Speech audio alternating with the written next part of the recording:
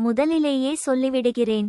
இது நிஜ சம்பவங்களின் அடிப்படையில் உருவாக்கப்பட்ட ஒரு கிரைம் இன்வெஸ்டிகேஷன் த்ரில்லர். இன்னும் துல்லியமாகச் சொல்வதானால், கொரியாவில் நடந்த புகழ்பெற்ற ஹவசியோங் சீரியல் மர்டர்ஸ் வழக்கையும் கம் டு சீ மே என்ற மேடை நாடகத்தையும் இணைத்தே இந்த திரைப்படம் உருவாக்கப்பட்டுள்ளது. 2003ஆம் ஆண்டு வெளியான காலத்திலிருந்தே இன்று வரை இந்த படத்துக்கு தனி ரசிகர் பட்டாளம் இருக்கிறது.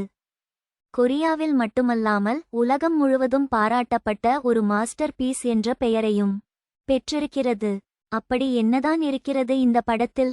இதன் கதை உலகத்திற்கு புதிதானது அல்ல. இதுபோன்ற கொடூரமான குற்றங்கள் உலகின் பல பகுதிகளில் முன்பும் நடந்துள்ளன, இன்றும் நடந்து கொண்டுதான் இருக்கின்றன.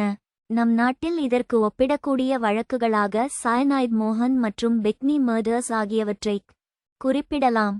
ஆனால் அந்த உண்மைச் சம்பவங்களை திரைக்கு தகுந்த வகையில் எப்படி மாற்றியிருக்கிறார்கள் என்பதில்தான் இந்த படத்தின் சிறப்பு இருக்கிறது.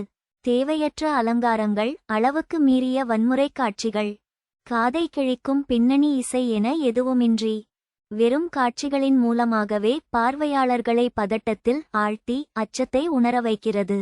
அதில்தான் இயக்குனர் மிகப்பெரிய வெற்றியை பெற்றிருக்கிறார். அப்போது அவர் உலகம் முழுவதும் அறியப்பட்ட இயக்குனர் அல்ல, ஆனால் பின்னாளில் பாரசைட் திரைப்படத்தின் மூலம் ஆஸ்கார் விருதுகளை வென்று உலகமே கவனிக்கும் படைப்பாளியாக உயர்ந்தார். அவர்தான் பாங் ஜூன் ஹோ. கதைக்குள் ஒரு பயணம். இந்த படத்திற்கு கதைக்குள் நம்மை அழைத்துச் செல்ல அதிக நேரம் தேவைப்படுவதில்லை. முதல் காட்சியிலேயே நேரடியாக கதையின் மையத்திற்குள் நம்மை இழுத்துச் செல்கிறது. அந்த ஒரு காட்சியிலேயே கதாநாயகனும் அறிமுகமாகிறார், கதையின் மையமும் வெளிப்படுகிறது. ஒரு அமைதியான கிராமப்புற வயல்வெளி. ஒரு சிறுவன் வெட்டுக்கிளியை பிடித்து விளையாடிக் கொண்டிருக்கிறான்.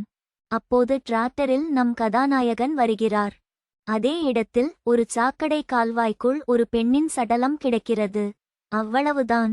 முதல் காட்சியிலேயே கதாநாயகனும் அறிமுகமாகிறார், சீரியல் கொலைகளின் தொடக்கமும் அறிமுகமாகிறது. எந்த சமரசமும் இல்லாமல் படம் நம்மை அந்த குற்ற உலகத்திற்குள் இழுத்துச் செல்கிறது.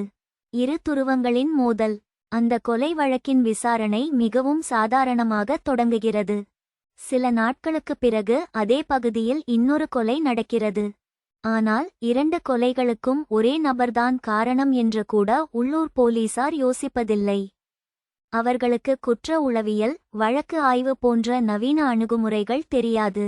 நம் கதாநாயகன் ஒருவரின் கண்களை பார்த்தாலே அவர் குற்றவாளியா இல்லையா என்பதை கண்டுபிடித்துவிட முடியும் என்று நம்புகிறார். அந்த நேரத்தில்தான் சியோலிலிருந்து ஒரு அதிகாரி வருகிறார்.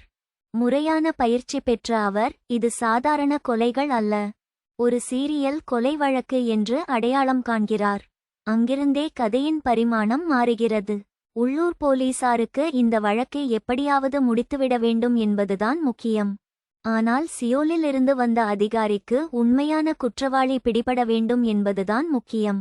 இந்த இருவரின் அணுகுமுறைகளுக்கிடையேயான முரண்பாடுதான் கதையின் மிகப்பெரிய பலமாக மாறுகிறது. முகமற்ற வில்லனும் சந்தேகத்தின் நிழல்களும். ஒரு கொடூரமான குற்றவாளியை பிடிக்க வேண்டும் என்றால் சில நேரங்களில் போலீசாரும் அவனைப் போலவே சிந்திக்க வேண்டிய சூழல் உருவாகிறது. அந்த இருண்ட மனநிலையை இந்த படம் மிக நுட்பமாக வெளிப்படுத்துகிறது. படம் நம் சந்தேகத்தை 3 பேரின் மீது திருப்புகிறது. மனநலம் பாதிக்கப்பட்ட ஒரு இளைஞன், விசித்திரமான பாலியல் கற்பனைகள் கொண்ட ஒரு கட்டுமான தொழிலாளி, இராணுவத்தில் பணியாற்றிவிட்டு ஊருக்கு வந்து ஒரு தொழிற்சாலையில் வேலை செய்யும் ஒருவர். இந்த மூவரையும் மையமாக வைத்து விசாரணை நகர்கிறது. வழக்கை முடிக்க வேண்டும் என்ற அவசரத்தில் போலீசார் சில போலி ஆதாரங்களை கூட உருவாக்க முயற்சிக்கிறார்கள்.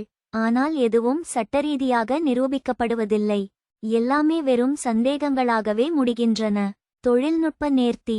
இந்த படத்தில் வரும் சீரியல் கொலையாளிக்கு பெரிய பின்னணி கதையோ மனநோய்க்கான விளக்கமோ வில்லத்தனமான சிரிப்போ எதுவுமே கிடையாது. சொல்லப்போனால் அவனுடைய முகத்தை கூட படம் முழுமையாக காட்டுவதில்லை.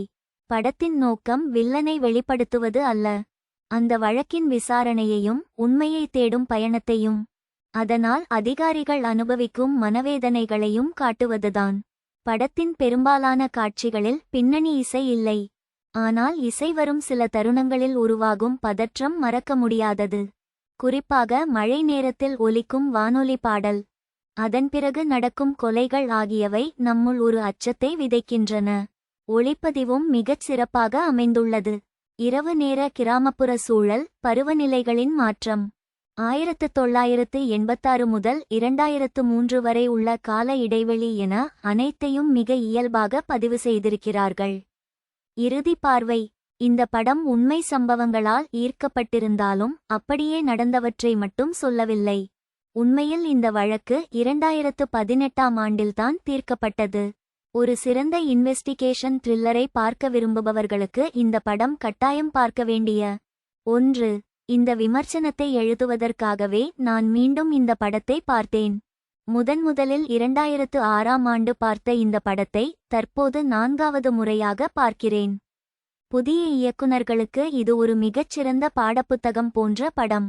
பல வருடங்களுக்கு பிறகு அதே இடத்திற்கு வரும் கதாநாயகனிடம் ஒரு சிறுமி, அவர் பார்க்க மிகவும் சாதாரணமான மனிதர் போல இருந்தார் என்று சொல்வாள்.